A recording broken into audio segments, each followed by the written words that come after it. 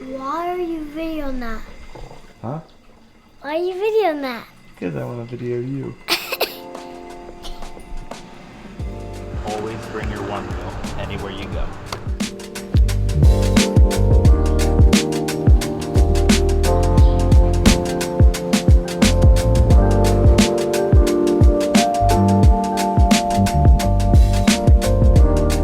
Technically, I was actually supposed to be leaving for vacation today, actually yesterday, but the vacation got changed a little bit, so it's not till later in this week. But anyway, starting the day today, actually at the school district that my kids are going to go to. Just helping them out with some video stuff, podcast stuff, setting up, just assisting in any way I can. Local community stuff, trying to do a little bit more of that here and there, getting connected with people that are in my area that I can just help, let them know what we do, and just, be a good ambassador.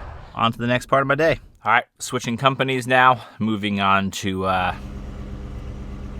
Ooh, baby, she's looking good.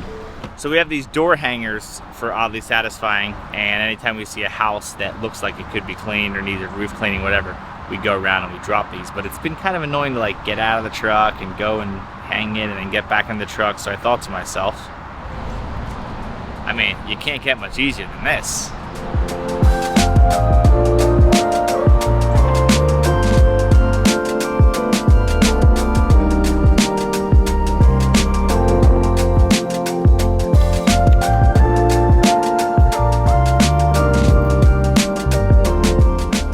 And that's the way to get around and do door-to-door marketing on a one wheel.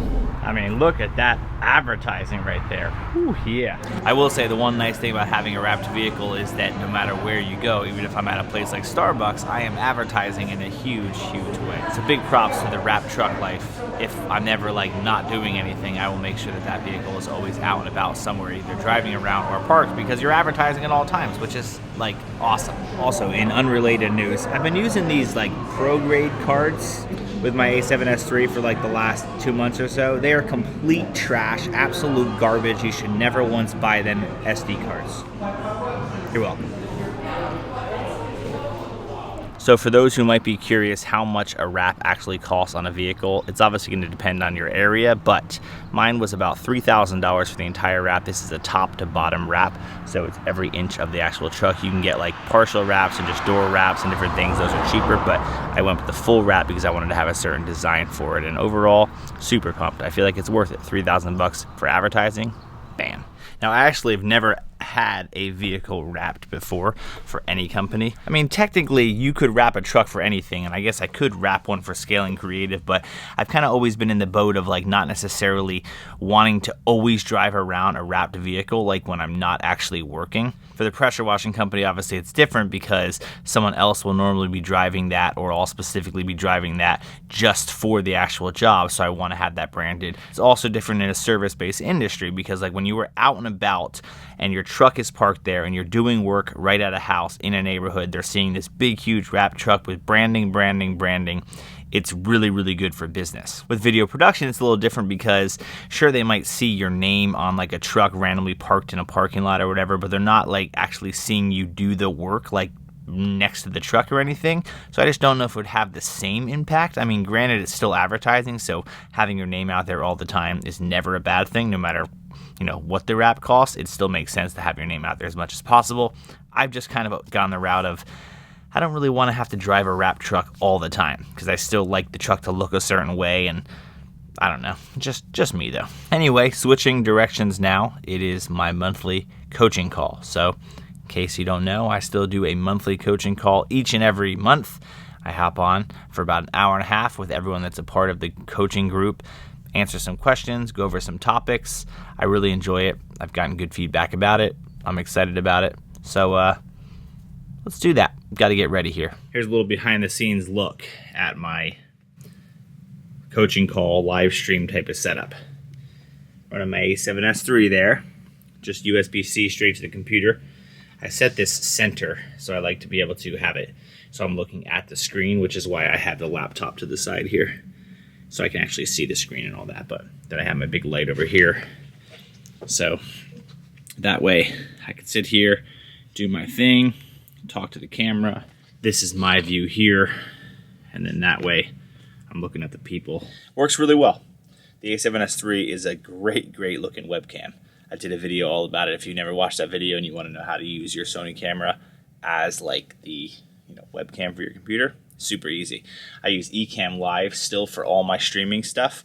I've been using Ecamm Live for like the last 2 years. It's really good software. So I just run everything into there. And then I had the boom pole come in here from my Universal Audio Apollo. And then that way my audio to the live stream is very high quality in a nice position here. So it's about, 6 inches, 8 inches from my vocals. And then camera there.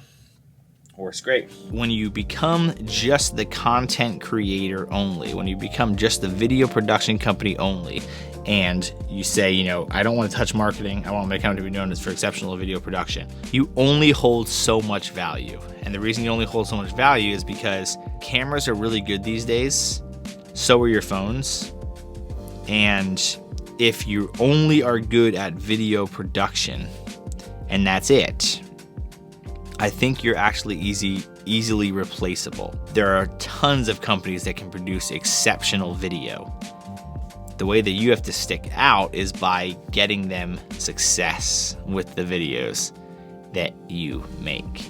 Great overall call and conversations. Some really good conversations that I feel like, even though I'm kind of just having them to the camera, I'm talking with people that are chatting back in the chat. And so it's funny, as I was thinking about today, right, there were a bunch of different things that I was doing, like advertising wise, right? I had like a wrap truck that was outside driving around, one form of advertising.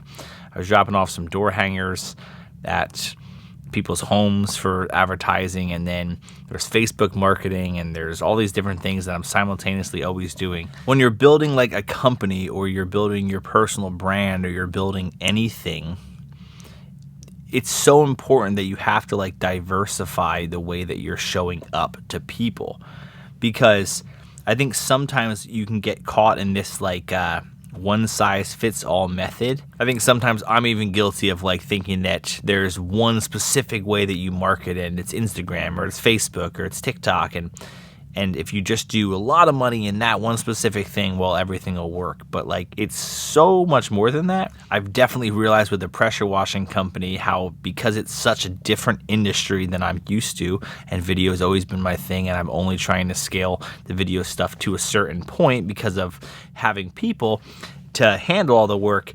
The pressure washing one is so different than what I'm actually used to that I found myself really experimenting with so many different ways to advertise the business. I'm doing door hangers, and I have a wrap truck, and I do referral cards, and I do social media marketing, and I'm doing some YouTube pre-roll stuff, and I'm doing SEO stuff, and I'm doing Google AdWords stuff, and I'm doing like a whole lot of everything. I think like one of the best things about having this pressure washing company so far is that because it's an entirely different industry than anything that I've previously owned, I've had to do a lot of different things that I never have done with scaling creative. The ways that I'm advertising, the tactics that I'm trying, the free work that I'm doing in exchange for a yard sign because it's in a specific area that will get me a lot of work. Like, it's all these weird things that you don't do in a video production world, but yet it's been really valuable to me because it's helped me to also learn like what things actually work. I have so many conversations with people on a regular basis about just the importance of trying to be valuable to companies in that manner, more than just simply the we produce great video and that's all you need, because it's not. Like, it's become very clear to me that regardless how good of a video that I make for somebody, if the whole package is not put together correctly, meaning where does it get posted? Is there money behind it? Who is the target?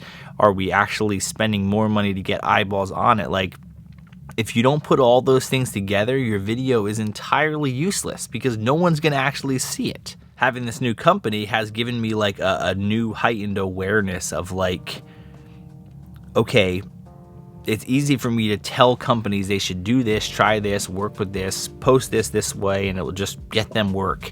It's another thing when I'm actually seeing it in person to understand, okay, I want to get more clients for my pressure washing company. How do I actually make that happen? and what amount of money does it actually cost. It's giving me incredible knowledge to be able to get like insider information of what works and what doesn't, rather than just talking about what works and what doesn't. Being a practitioner on the stuff that you do makes a huge difference when you're trying to help others also do that stuff, because it helps them to truly believe that you actually know what you're talking about versus just someone that reads all about it. I feel like I've learned more over the last 6 months than I have like in a lifetime, with just so many aspects, coming out of COVID and different employee things and new company and new techniques and new strategies and new everything. Like, I'm learning so much, and yet I still have so much to learn. But I love being able to admit that and be excited about learning more. Like, I'm never ever there. I've never arrived like in life. I never ever will claim that I know everything, and I always am obsessed with wanting to learn more. And hopefully you are too, because that it gets you somewhere in life, I think.